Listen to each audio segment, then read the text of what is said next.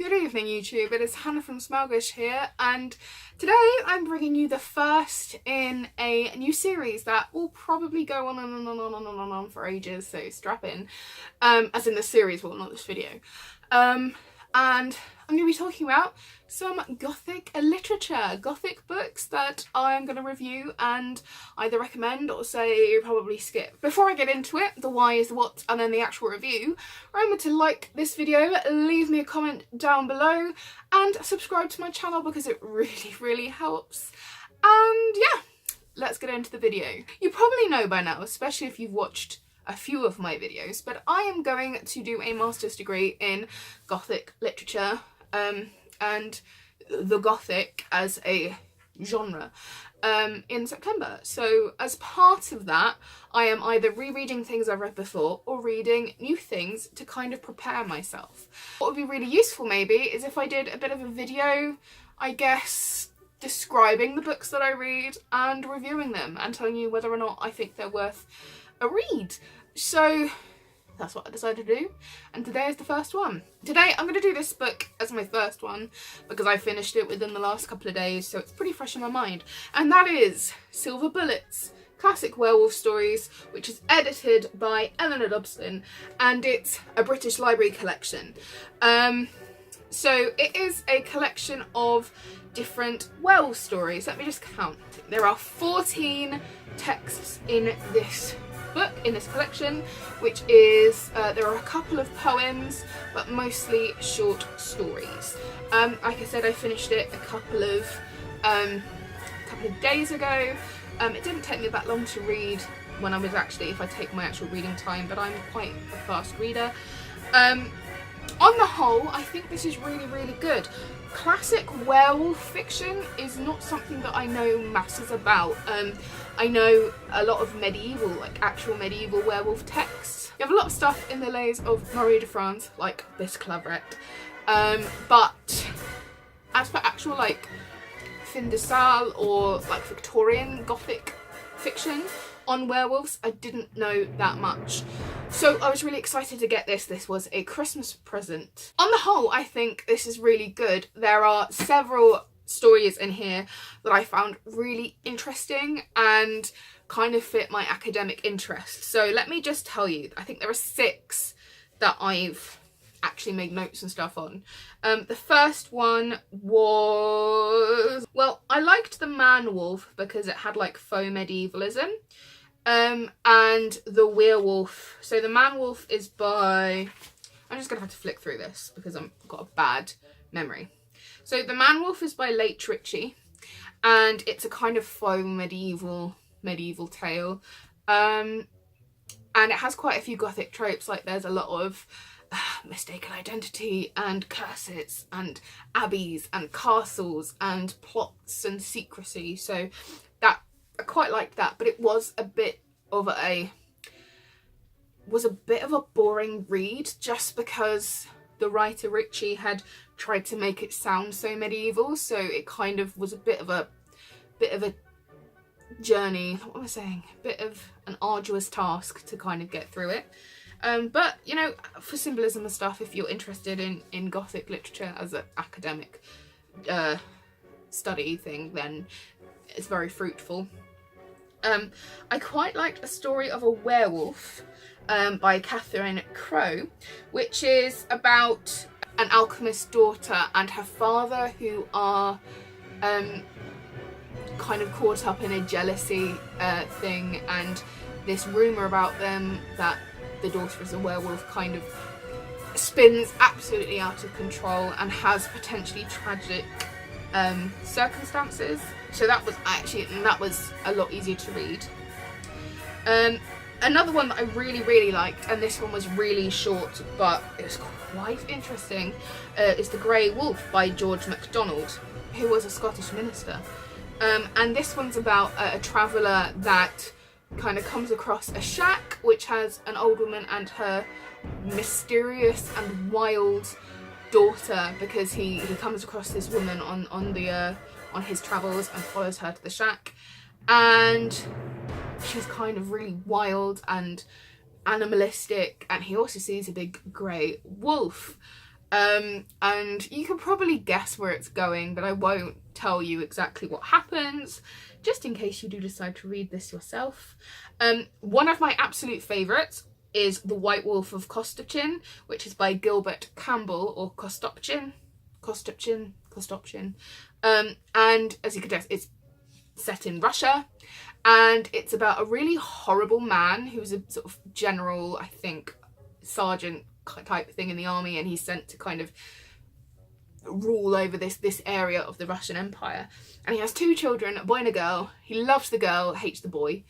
And this stranger appears at his door one day, and she is this elegant, beautiful lady that wears white fur and a white travelling cap, and she's mysterious and a bit cold, and instantly hates the boy but loves the girl.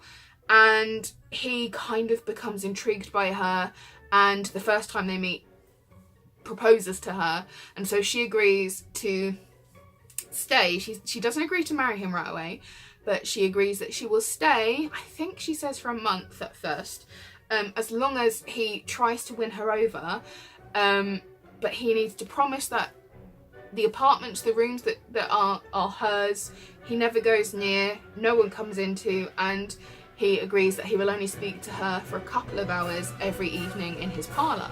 So he accepts, and he becomes obsessed with her, and she is obsessed with his little girl, but the boy doesn't trust her at all. He hates her and starts like watching her. And meanwhile, there are some wolf attacks. People are found in the nearby village and the woods and things with their chests ripped open and their hearts ripped out. So the story unfolds. I really liked that one especially because one thing I'm really interested in is the whole thing of female werewolves. And in a lot of werewolf related literature that I've read that's like more contemporary, werewolves tend to be male. So in films as well, werewolves tend to be male. I think notable exceptions I can think of are like ginger snaps. But yeah, werewolves tend to be male. And in books where there is a female werewolf, she's always like this massive exception, like females, like women aren't nearly werewolves. Whereas in a lot of this literature and a lot of the original folklore and stuff, werewolves are women, and werewolves was the whole concept of werewolves was really linked to women's menstrual cycle. That's why it's called menstruation, because menses and stuff is linked to the moon, and it was really connected with the moon, and so there was that connection there. And I just really find it fascinating when werewolves are depicted in these kind of texts as women, because then you also have all the subtext about female sexuality and the danger of female sexuality and all those kinds of things. Then other good ones I really liked, The Werewolf by Clemence Huysman. This one again is really interesting because it has a female werewolf. This weird, sinister, seductive woman appears at the door of this sort of remote woodcutting sort of community house, and she enters and she's wearing white fur and sort of says that she's a fugitive and she's running and she just needs to stay. She instantly takes life to the little boy and she kisses the little boy, and says a little boy, and she kisses him sort of in a maternal sort of way. And there are 2 twins, and they're adults, and one of the twins kind of falls in love with this woman and the other one hates her, can't stand her. Also, this woman kind of comes to the door after it's been knocked 3 times and there was no one there. She disappears off the next day and the little boy vanishes. She comes back. She claims that she's this old lady's daughter that had been long thought dead. She kisses the lady who kisses her as her daughter. She goes off the next day. The old lady vanishes. So the twin that is absolutely enraptured by her and obsessed with her starts to think that the reason the other twin dislikes her and is trying to get everyone to distrust her and things, is because he's jealous of the fact that she loves him. But this twin, the other twin, thinks this woman is a werewolf. And as we find out in the text, he has good reason to believe so. I also really liked The Werewolf. It's also called The Werewolf. Did I say who that werewolf was by? Did I say that werewolf I just talked about was by Clemens Huisman? I think I did.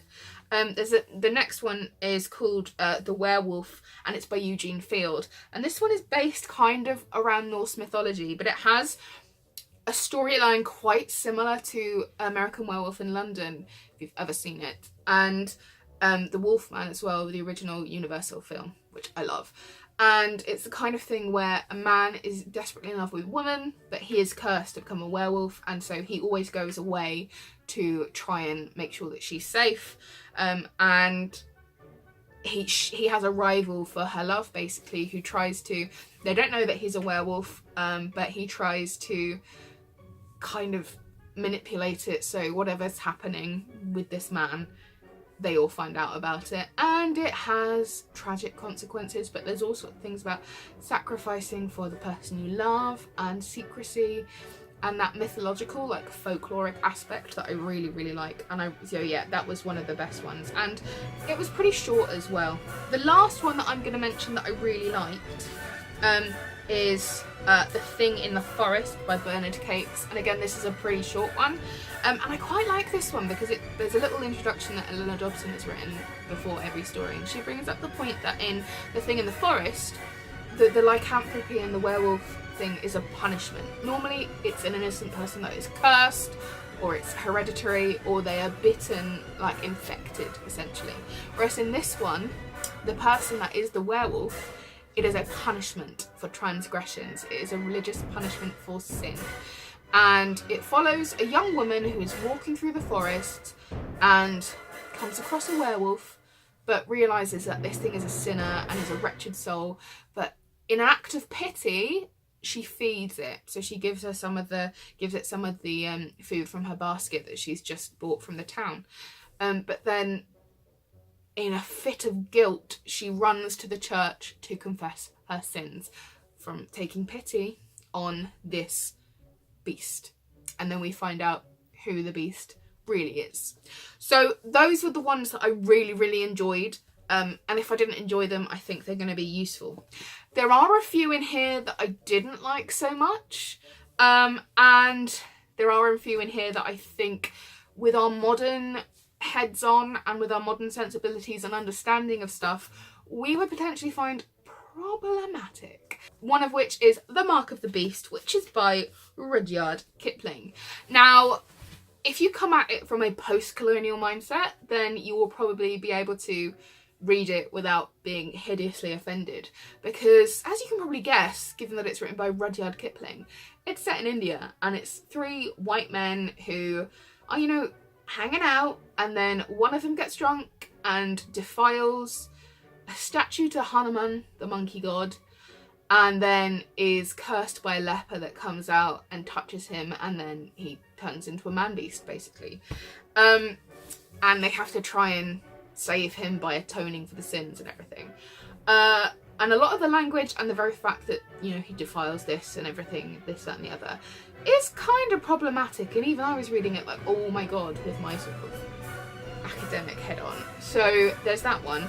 There are also a couple that talk about werewolves as a Native American thing, except that I say Native American. There's The Werewolves by Henry Bogrand, and there's Running Wolf by Algernon Blackwood. Now, I quite like Algernon Blackwood as a writer, but those two stories, the language, again, if you don't come at this from a post-colonial mindset, you will be really, you'll have a massive problem with those two stories because of the way they treat the Indigenous people and the language they use and the names they use. But you've got to come at this and remember that at the time of writing, those were the terms that were used. Like, we know better now, but at the time that these stories were written, that was just normal. That was just how you referred to Indigenous people or practices. So as long as you come at it with that viewpoint, I think it should be fine.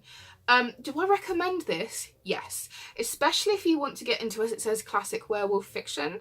I read a review, I can't remember where the review was, and it was pretty scathing, and it said there's only like 2 stories that are worth it. I thoroughly enjoyed most of these stories. I wasn't such a fan of the poems, but I wasn't particularly looking for poems, but they are quite interesting. And it's interesting to see like werewolf stories in poems. One of the poems is by Hans Christian Andersen, which is pretty cool. So yeah, I would really recommend this, especially if you want to kind of get into more classic takes on something that, you know, is done to death. And I quite like short stories selections and like anthologies, because they're good starting points, especially if you're just starting to delve into a particular genre or type of story or creature fiction. So yeah, I would definitely recommend this. Just go into it remembering that a lot of these are very old and of a certain period and would have a certain attitude towards Indigenous peoples. So that is my first literature review, Gothic book review. Let me know what you think. Let me know if you're interested in getting this. Like I said, the British Library do have several collections of this kind of Gothic tale, one of which will be reviewed in a subsequent video. So these are easily findable on Amazon and various other places, so I would definitely recommend it. Let me know what you think of the video. Remember to like, comment and subscribe, and I will see you in the next one.